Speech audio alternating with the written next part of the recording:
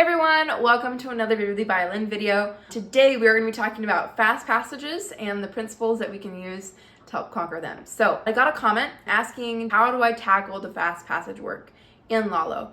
And I actually haven't played Lalo in, I think the last time I played it was like 2 years ago. So it's been a while, so this is actually really good because I'll be able to kind of show you guys the principles in action while I'm kind of relearning some of the very difficult parts. Man, Lalo is not easy. I was playing through a little bit before I started this filming and it was just like, oh shoot, like this is not easy. So perks to you if you are learning Lalo, keep on at it because it'll get there. I wanted to address the three main types of runs that you're gonna find in Lalo. And that is number one, arpeggios, where you've got, you know, an arpeggio going up or arpeggio going down, and those are definitely not easy. Then you have the really squirrely passages. Your fingers just tend to just trip over themselves, which is so annoying. I had a math class that I played in and it was just like bonkers, absolutely bonkers. The third type of fast passage are those really just annoying runs. They're kind of like the arpeggios, only thankfully Lalo was a little bit more efficient about it. So yeah, let's get started. So our first principle that we can apply to fast passages is adding accents, which, hear me out. I know that some of you guys are probably thinking, what? Like, this makes no sense. If it's not in the music, you shouldn't be playing it. And I totally agree. But there are some areas, like on the first movement, at the very beginning, you have this run up. Man, I feel rusty. Please hang up and try again. There, you can play it. Or you can add accents on the first note, the G. So the first note of the second group of 16th notes. And then the G on the third group, and then the G on the fourth group. For me, at least, when I did that, it really helps compartmentalize, and it mentally, it felt a lot more doable because it's just. And it also helps with intonation and shifting for me because some of those notes that you're accenting on, you've got a nice little shift going into it, and for some reason, it just really helped get a nice, clean and tune shift. So I'm gonna do that one more time, but with accents. One more time. For me, at least, that was an absolute game changer. So the next example is actually, we're going to be more efficient because it has two principles that I used for this specific section. Well, actually, like I used all of them because for me, this was like the worst part of the whole concerto.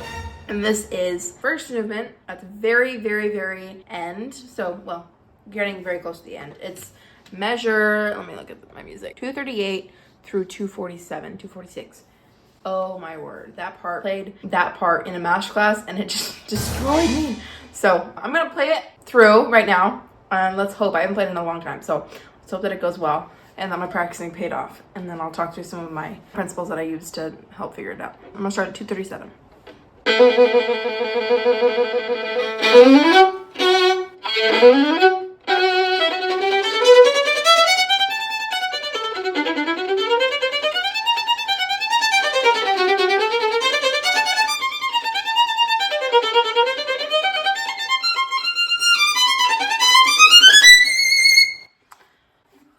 Okay, I was really nervous. All right, so first of all, I did not play it using everything that I'm going to talk through when I played it right now, but I'll play it again, incorporating everything. Number one, left-hand articulation. So important. Incorporating left-hand articulation made it so much easier, and it did take a little bit of practice. It's not going to be an absolute, you know, you just swallow a pill and it's fixed kind of thing, but it does really help. So over about a week, maybe even less than a week, a couple days, 2-3 days of consistent practicing your left-hand articulation, it's gonna sound so much better and just cleaner in general.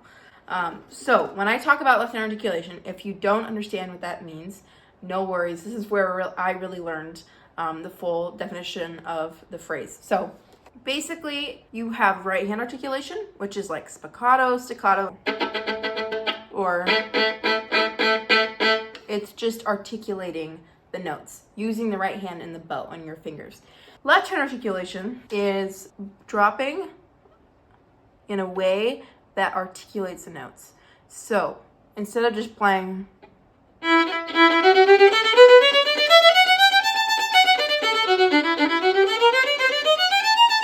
that's so boring. Doesn't sound muddy, but it's just like it's just not it. Again, we're gonna do it, but I'm gonna do it with left hand articulation. What that means is you're gonna go.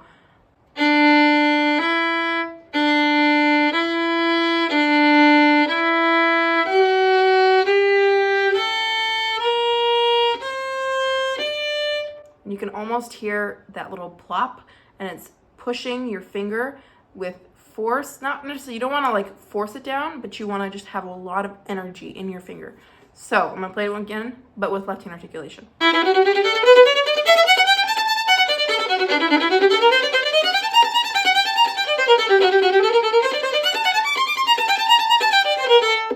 This is way too fast for me, but you could hear there's a lot more like clicking. It was more of a very clicking type of like gears moving almost. I'm not accenting with my right hand. That's just all coming from my left hand. All right, so I'm gonna play the passage just like 241, 242 with right hand articulation and no left hand articulation, and I'm gonna do it with left hand articulation.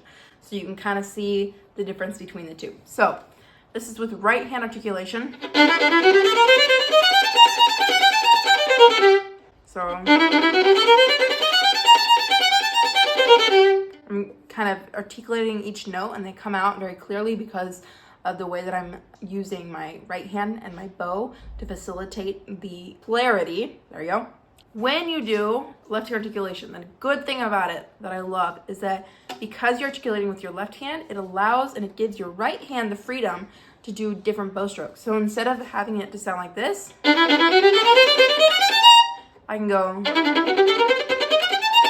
and I'm gonna play it through one more time, but I'm not gonna use my bow so you can hear what my fingers sound like. And this is a test to know if you're doing correct left hand articulation. If when you play it without your bow, just your fingers going on the fingerboard, you can actually hear like the notes and your fingers plopping down, that's when you know that it's working. So let me do it without the bow.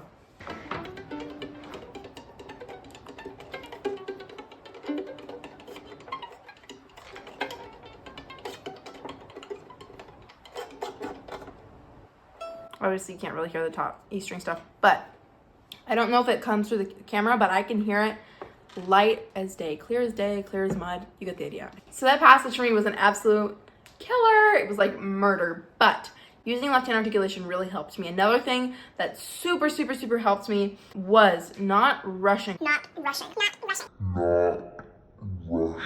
I probably playing it a couple of seconds ago was not a great example of that. I promise that when I had actually practiced it for a while and it was really in my fingers, that was one thing that really helped me, because a lot of times when we're playing fast passage work, and this works with any kind of fast passage, we get super excited, or the fast notes just kind of, we just want to propel forward, or we want to get done with it.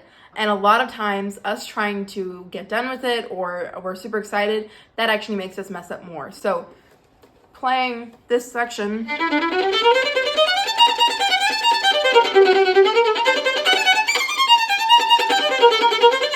I'm speeding up a little bit, and that is going to give me a much worse result on average than playing it evenly and in a steady tempo.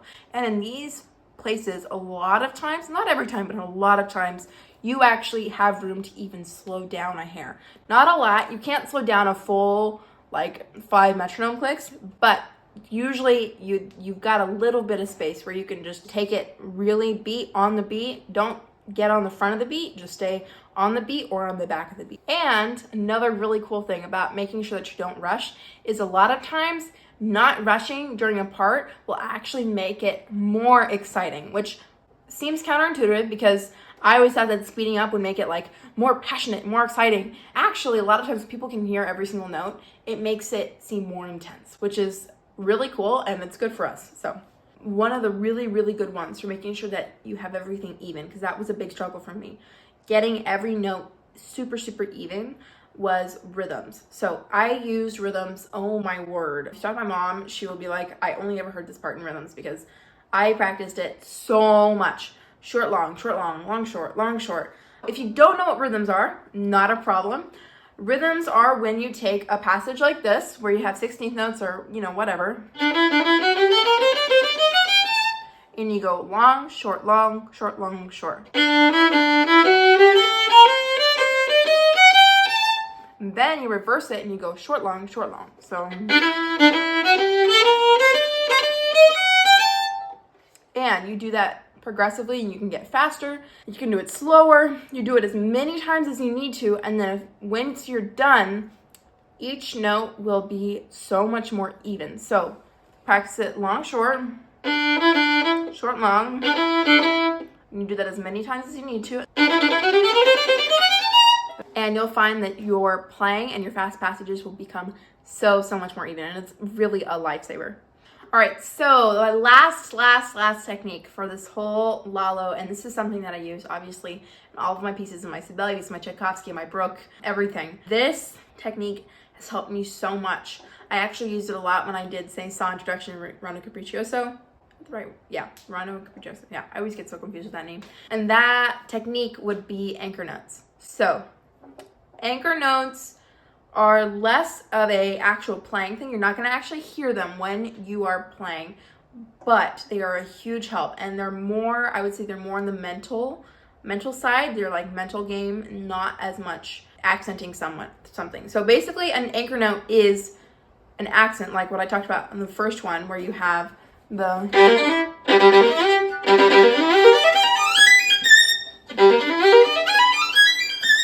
those accents. But instead of playing out with an accent, you just have them accented in your head. Those are your notes, your anchor notes that you have mentally, as like you hit this anchor note, you hit this anchor note, and it really helps. And it's going to be what's really going to give you success in those really difficult passages. I don't use anchor notes all the time, but usually I would use them on my most difficult or gnarly passages that I'm really having trouble with. Specifically if something is just kind of all over, you know, you've got something where your fingers are feeling like they're just falling over each other, you know. I'll use anchor notes, and it'll just kind of remind me where I'm at. I mean, it's really hard to explain, but it really helps. If you have any questions specifically about like anchor notes, I would ask your teacher, but they really do work, and I have found that they have been a huge proponent to my success when playing these really difficult passages. I hope that this video really helped you guys. If you have any more questions, if you ever have any questions about passage work or phrasing or tone or any of these things, please go in the comments and put them there, and I will be happy to answer them in another video like this. So thank you so much for watching. Make sure you like, comment, and subscribe, and I will see you guys next time. Happy practicing!